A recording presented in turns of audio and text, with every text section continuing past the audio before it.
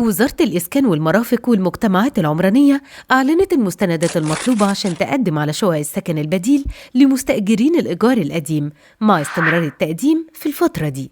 ووضحت كمان إن في تسهيلات كبيرة للمواطنين عن طريق مكاتب البريد المنتشرة في كل المحافظات.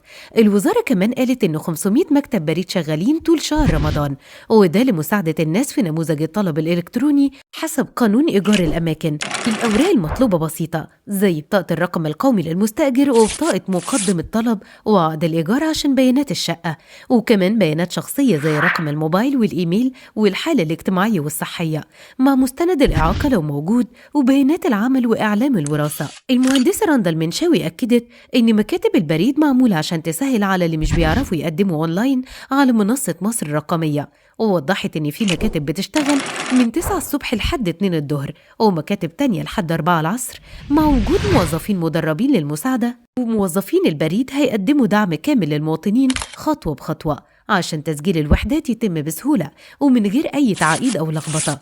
أكدت كمان إن الموظفين هيساعدوا في مراجعة البيانات وكمان التأكد إن الطلب متسجل صح قبل الإرسال، وكمان الرد على أي استفسار يخص الأوراق أو طريقة التقديم.